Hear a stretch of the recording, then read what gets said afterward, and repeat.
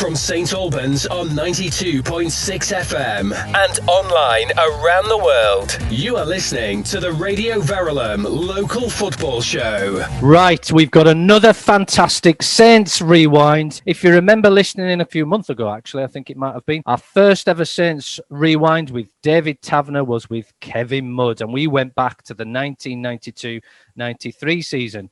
So now we've continued that theme. We've decided to go back in time and accelerate from our last Saints Rewind. And we're going into the season of 2001 and 2002. So we've managed to pull in one of our star strikers back then in Simon Martin. Good evening, Simon. How are you? I'm very well, thank you. Excellent. And delighted to have you with us. And we'll get going with your top three memorable moments very, very shortly. And we've also got the stalwart of St Albans. I think he's got the freedom of the city. Hopefully the mayor will give him that shortly if he hasn't. In Mr. David Tavener, our local statistician and historian of the Saints. Welcome, David. How are you? I'm very well, Graham. Thank you very much. Good evening, Simon. Good evening. So let's get cracking. I'm delighted and looking forward to this. So we know that this was a topsy-turvy season. We're going to look at behind the scenes and we're going to have a look at what the season was for Simon. So kick us off then, Simon. We've asked you to look at three memorable moments for you within that season of 2001, 2002. And what we're going to do is ask you to share your third most memorable moment, first and foremost. I'm going to try and work in a bit of a logical order here. So my first memorable moment was he re-signing for the club. So it was quite complicated, actually, because I was playing up at Hucknall Town in the Northern League. My manager, I think, overrated me because he wanted St Albans to pay a lot of money for me. And I was still under contract, I think it was a Bosman ruling was come into play back then. Yeah. But I was under contract and still under 23. So I think he wanted like something like 15 or 20 grand for me. And then St Albans, I think, offered a bag of balls, and they eventually agreed about 5 grand, I think, in the end. So, and I was also coaching out in America, so I was swapping emails with Gary Roberts and also speaking to a couple other clubs as well, just to see what else was interest. But my heart was to come back to St Albans and play there, being so local. And yeah, we got it done, and missed a bit of pre-season, but kept myself fit over there, and then just signing and getting involved back in the team and being sort of where before I played for St Albans, I was kind of learning my trade a little bit, whereas obviously stabbed myself in the Northern League and coming back as like a important part of that team. So yeah, I can wait to get going. Brilliant memory there. And Sam, a couple of questions on that then. So first thing that sticks out for me, there's a lot of talk regarding the Northern League compared to the Southern League in the conference levels. Did you see that as well? Did you feel that the Northern League was a lot stronger physicality wise or technical wise compared to the South? Yeah, I think there's definitely a difference there. It's stronger, it's more physical, it's probably a little bit more direct. There's less ball players in that era, and whether that's changed or still the case, I don't know. But I think that's definitely what I found. I remember for my first goal for St Albans back in the day, there's a really old video of it. But also late in that game, I get absolutely flattened by someone. So I was quite 16, 17, just lying down. I was quite a slight player because going to university, doing sports science, playing in the Northern League definitely toughened me up. I got a couple of scars to show it where I stupidly tried to head a Gateshead centre-back's elbow. And the physio coming trying to put black tar on it. Another one was just from another injury as well. But yeah, definitely made Fizz a bit more wide, a bit more streetwise. I remember games up north as well where just one player once just kept pinching me all game. Really?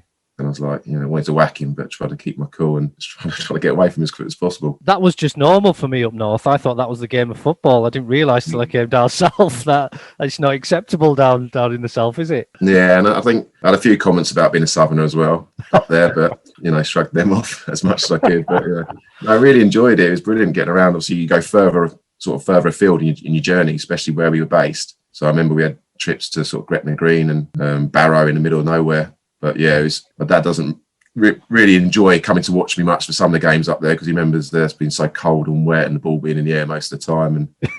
And but we enjoyed the sort of mushy peas and pies afterwards as well. Love it. Fantastic. And just quickly before we go on to Dave, coaching in the US, you said, briefly tell us about that. It was kind of the end of my sports science degree course. That's right. Yeah. So a load of us, Britannia Soccer is just a company that I fancied doing. So I worked on the West Coast, just soccer camps out there. It was lovely climate, travelling around. Got to Las Vegas for a night. It was brilliant. And yeah, it's something I'm glad I did. Previously, when looking at universities, about a scholarship or going abroad, but because I was quite keen on sort of following a non-league route into football, and obviously still had dreams of getting picked up further at that stage. Even when I came back to St Albans, I was 21, 22. I was still thinking maybe, but yeah, that wasn't to be. But definitely enjoyed the coaching route and sort of travelling as well. So glad I did that. Fantastic. Over to you then, Dave. What's your third memorable moment of that 2001-2002 season? Well, I'm totally disregarding your first memorable moment, of course, Graham. I want to do an overview of Simon's record with St Albans. He mentioned his debut there. Before that, he played for St Albans City Youth at, I think, about 5 different levels, and eventually got a chance in the first team. His debut was actually an Eastern Floodlit Cup tie away to Chelmsford City. I've got a feeling it was played at Romford's ground. But his league debut came 7 weeks later on the 27th of April, 1996, against Molesey. He came on as a substitute in the 72nd minute, and he actually scored in the 72nd minute. So he must have scored with his first touch. Well, it must have been his first touch. His second touch usually went over the bar. So that's a great way to announce himself at a higher level. And after that, he went on to become the 15th player to play 300 games for the club. So he figures quite strongly in the history. And even better than that, his goal scoring record, 90 goals, makes him the 8th highest goal scorer in our history. So he certainly makes his mark on the club. But his appearances are strange. I say 305 games. He was our most used substitute ever. 107 times he came off the bench. Of the remaining games where he started, he was also substituted 98 times. So out of his 305 games, he's actually only been on the pitch for the whole of the game 101 times, just under a third of his total number of games.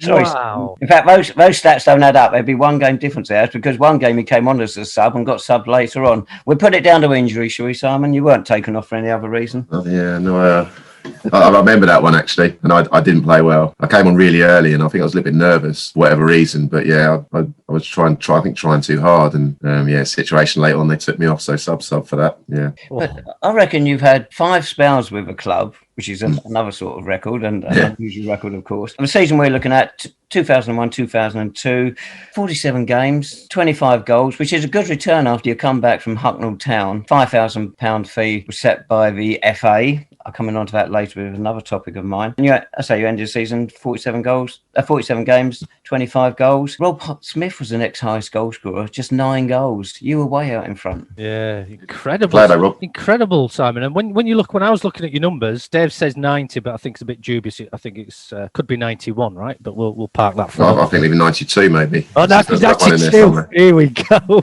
So obviously Dave is the modern YouTube / Google / Wikipedia with them statistics. They're incredible. And I actually was thinking, well, your goal return per game is just under 1 goal every 2 games almost, which is pretty incredible. So I wonder if that Northern League sort of pulled you up, got you to that point where you came down, you were that extra inch opportunity to score further goals down in the south. But who knows? But moving on, thanks for sharing that, Dave. That's absolutely fantastic information there. Back to you then, Simon. What's your second memorable moment of that 2001-2002 season? Yeah, so it's kind of a sort of couple games at the beginning of December. I remember the team really started to gel. We had two wins, 5-1 against Billericay and then 5 against Hampton. And it was really enjoyable playing in those games. But well, yes, I scored 4 goals in 2 games, but also some of the football we played was really impressive. So David just nipped off there. He mentioned Rob Smith, and I just remember one of the goals where it was kind of in the box, and I passed to him, and then I thought he was going to shoot, and he passed it back to me for a tap in, and it was just Amazon delivery. So yeah, I was just talking about. So we mentioned Rob Smith, and I don't know if you remember it, Dave, but there's a goal where I probably could have shot, but passed to him, and then I think he faked it and set me back, and I sort of slotted it in. But we played really well in those 2 games, and really enjoyed the football. It's the first time since 1925 we scored 5 goals in 2 successive away games. There you go. Wow. Yeah, both away as well. Yeah, that's right. So away wins are always good fun. But yeah, to win 2 on the bounce, we were sky high going into Christmas, and then we had quite a big next one. We had a big attendance against Bedford, but I obviously missed a few chances because we drew 0-0. Right. I'm sure Dave's got the match stats there, Simon. Yeah. Well, we were in a great run of form, actually. The club was in a mess off a pitch at the time. We were in a great run of form. Bedford were 1 off the bottom. And we got this big Christmas crowd, so December 29th, and we were expected to beat them. And as Simon says, it was a goalless draw. And then we had Bournemouth in the Hearts Senior Cup. And then we had a little bit of a layoff, which we're coming to. Well, let's move on to that then, Dave. So this is your second memorable moment of that season. Give us a bit of insight. Yeah, the memorable from all the wrong reasons, really, Graham. Throughout the previous season, the club had been at loggerheads with supporters to a degree. The owner and supporters were getting further and further apart. It's getting acrimonious. The club was in big financial trouble, and it looked like we were going to be wound up. Players weren't being played. I think it's about 6 weeks or so. Simon could probably confirm that better. The league didn't want to suspend the club, but eventually they did because we faltered on a CVA, a company voluntary arrangement. So we weren't paying off the debts. The biggest one, I think, was the inland revenue, about 100,000. Mind you, Simon didn't help because we didn't pay the £5,000 to Hucknall Town either. So we got a £500 fine off the FA for that as well. So that all had to be cleared. And we were suspended for 5 weeks in the end by the league. They reviewed it each week. 2 potential buyers pulled out. And then on, I think it was the 7th of February, a supporters meeting was called at the council offices in the town hall, and there was over 100 supporters there. And club president Malcolm McMillan, he was hosting it, and he was giving out some sort of stuff saying about the problems the club was in, and it was dragging on. And the question was put to him, well, hold on, a message has gone up on the supporters club message board before the meeting saying the club is no longer suspended by the Isthmian League. So what's going on? I mean, it all came out. We had a new owner in the form of John Gibson, was presented to supporters, and the club was up and running again. The suspension had been lifted. The debt was paid off by Gibson's company, William Very Holdings Limited, and good times were arriving again. Unbelievable. But we were up and running, and the club's future was safe again. And that was the time, wasn't it? There was a lot of clubs in that early noughties that was struggling and going through some financial hardship with a boom of the Premier League from 92 to that time. So delighted to still see the club got through that. So moving on, Simon, to your first memorable moment then of that 2001-2002 season. Yes, I think it's towards the end of the season. It was, I think, my first and only league hat-trick for the club against Harrow Borough. So it was good. I mean, it was pretty standard finishes, but just to get a hat-trick. And I think it was at that time when, like I say, we kind of got through the worst of, I mean, the players did really well that year because, you know, like I said, we didn't get paid for, I think it was 6 or maybe 7 or 8 weeks. And there's a lot of uncertainty, but I think not many left. The majority of players stayed and kept playing without any expenses or anything. Like I say, unfortunately, we did get remunerated at that stage, and that kind of lifted it. I mean, I think a quite fairly positive end towards the end of the season, and the 6-2 win at Harrow was a nice one to be involved in, and like I say, get my first hat-trick for the club. It was your first league hat-trick there, Simon, and your only one. The other one you got, because you got 2 in the end, the other one was the Herts Senior Cup against Royston Town 4 years later. Yeah, that was in the conference season, obviously. That's right, yeah. Big regret on that is not scoring a Conference League goal, but that happens. You know, a big chance, I mean, it's a different season, but a big chance the first day of the season when I come on sub and should have scored and smashed it wide. But yeah, that was my other hat-trick that year. But it's better to do it in the league than sort of cup game against lesser opposition, so we say. Yeah, great insight. Thanks, Simon. And Dave, finally, your first memorable moment of that 2001-2 season? Well, it's an oddity. Simon, 25 goals in 47 games. You'd have thought in such a difficult season for the club, he would have got Player of the Year award. And he didn't. The St Albans Observer gave him an award as their Player of the Year. But the supporters' Player of the Year went to the goalkeeper, Richard Wilmot. He was a good keeper. You know him anyway, Graham. He played for Stevenage and the likes, and he went on after us to become Player of the Year at Hendon. In fact, I think, haven't you got a story about you and Richard? Yeah, so when I was at Halifax, he was the goalkeeper up there, and I think it was the 94 season. And it was the season I remember we were down in, I think we were playing at Welling. So I was one of the youth players at the time, and I was down there, one of 2 youth players going down, setting out the kit and being on the coach and everything. And I was changing his studs at half time, or we changed everybody's studs at the beginning. At half time he came in, I don't think we were down. He was really angry, right? So he just threw these boots across the room. And he's massive, isn't he? He's 6 foot odd. Simon will know it, obviously playing with him as well. And he was quite a scary figure. And I just remember he's effing him blinding, and he was just obviously trying to get a longer stud in his boot, because in them days the pictures weren't the greatest, right? And that was it, really. So I was trying to track back his history on that. And then obviously when Dave told me he'd been at the Saints, I was like, wow, that's incredible. Great times. But just to wrap up on that then, Dave, before we go into anything else, I've got a bit of a quiz for Simon, just to thank him for his time joining us on Radio Verulam's local football show. So basically, because Simon started out in the 90s, and ended up having a very good career, and obviously had a few transfer fees in all of that, and was prolific when he needed to be. So I've got several things where you've got to choose. So I'm going to give you 2 things about what happened in the 90s or what was going on in the 90s, some relevant to football. You've just got to decide which one was your preference. Make sense? Got it. Let's start. Here we go, Dave. Listen in. So, Alex Ferguson or Arsene Wenger? Arsene Wenger. Oh, there we go. He's true Hertfordshire colours coming out. Double decker or Whisper? Double decker. Oh, nice. Any chocolate. Exactly. That was the thing, wasn't it? In football in the 90s, chocolate after as much as other stuff. Shaved head or curtains? Curtains I had once. Yeah, wow. Yes, memory They weren't lane. the best. Puma King or Adidas World Cups? Well, both World Cups, though, I think. Studs or moulds?